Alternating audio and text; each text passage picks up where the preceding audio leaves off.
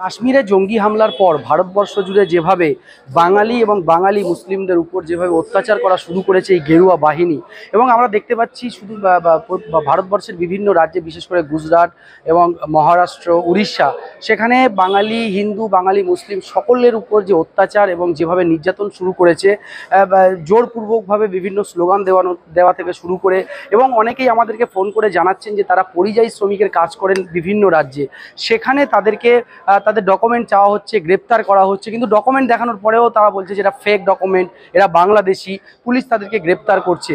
এ বিষয় নিয়ে আজ কথা বলবো। আমাদের সঙ্গে রয়েছেন প্রাক্তন সেনা কমান্ডো সুজয় মণ্ডল। কি বলছেন তিনি শুনে নেব। দেখুন, বাঙালিদেরকে অ্যাকচুয়ালি ভারতবর্ষ তথা নন বেঙ্গলি লোকরা কিন্তু ভয় পায়। কারণ কি, তাদের বুদ্ধি, তাদের পরিচয়, তাদের মানে ট্যালেন্টকে ভয় পায়, প্রথম কথা।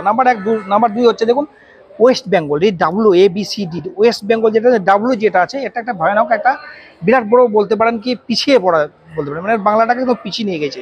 যখন কোনো একটা ভর্তির ক্ষেত্রে যাবেন, কোনো একটা জায়গাতে যাবেন, দেখবেন কিন্তু যখন আসে তখন সবকার লাস্টে সেই বাঙালিদেরকে যতই পেছনে ফেলার চেষ্টা করুন, বাংলাদেশ সবসময় আগে। আজকে দেখছেন দিল্লি, মহারাষ্ট্র, হরিয়ানা, যেখানে যেখানে বিজেপি শাসিত জায়গা আছে, সেখানে বাঙালি দেখলেন কোনো বিরোধ করা হচ্ছে। কারণ কি, এটা একটা ভয়ঙ্কর লজ্জা। এবং মুসলিমদেরকে, হিন্দু মুসলিমের যে বিভেদ, এটা প্রথম দায়ী করবো কাদেরকে জানেন? যেমন পেহেলগামে যখন অ্যাটাক হলো, এটা যেটা হিন্দু মুসলিম বিভেদ করে যেটা সৃষ্টি করলো, এই যে ইলেকট্রনিক বড় বড় দালাল মিডিয়া, তাদেরকে প্রথম দায়ী করবো। তারপর রাজনৈতিক নেতাদেরকে, তারপরে থার্ড হচ্ছে সাধারণ পাবলিক। যা জনগণকে যেমন খাওয়াবে তেমনি সেরকম খাবে। কারণ এমন একটা পরিস্থিতি ভারতবর্ষের মধ্যে সৃষ্টি করেছেন, যেখানেই যাবেন আপনি বাঙালি মানেই বাংলাদেশি ঘোষণা করা হচ্ছে। কেন?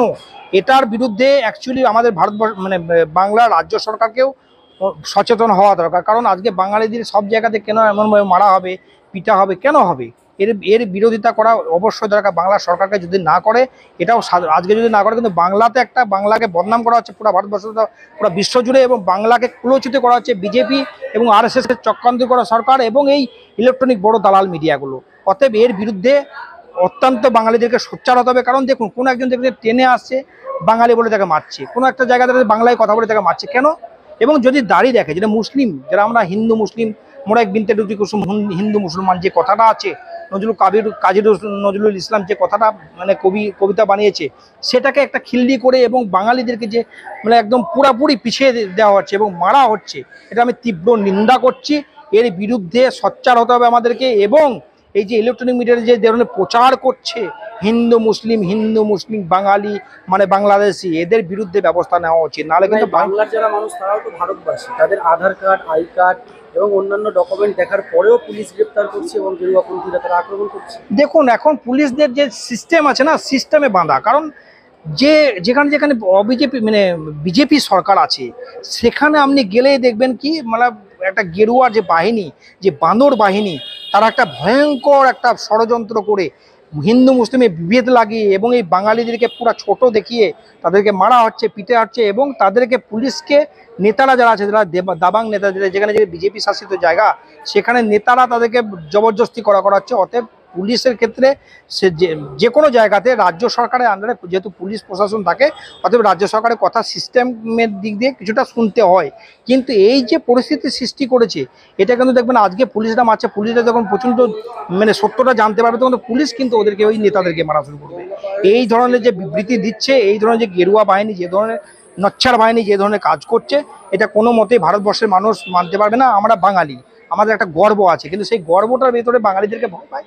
এবং বাংলাতে যেহেতু বিজেপি সরকার আসতে পারছে না, সেটা বাংলাটাকে বদনাম করার জন্য, বাঙালিকে বদনাম করার জন্য এটা করা হচ্ছে, আদার্স কিছু নয়। এই যে কিছু বান্দর বাহিনী আছে, এদেরকে অবিলম্বে আইনের আওতায় নিয়েছে, তাদের ব্যবস্থা নেওয়া হোক। আমি দেখলাম কয়েকদিন আগে হাওড়াতে একজন মুসলিম খুব গরিব শ্রেণীর মানুষ, যারা টোটো চালাচ্ছিল, তাকে দাবাংগিরি করে নেতাদের ছত্রছায়ায় এসে তারা নামিয়ে তাকে মারা হচ্ছে। একটা বাংলার মতো জায়গা যদি এরকম হতে পারে, তোমরা দেশের মতো জায়গা তো হচ্ছে বাংলাতেও এটা হচ্ছে। এটা বাংলা সরকার জানি অ্যারেস্ট করেছে, কিন্তু কি তার ব্যবস্থা, যেটা আজকে যদি তার ব্যবস্থা না হয়, এরপরে দেখবেন মুসলিমরা বেরাতে পারবে না, মুসলিমদেরকে মানে হিন্দু মুসলিম জয় শ্রীরাম বলে নাড়া লাগিয়ে তাদেরকে মারা হবে।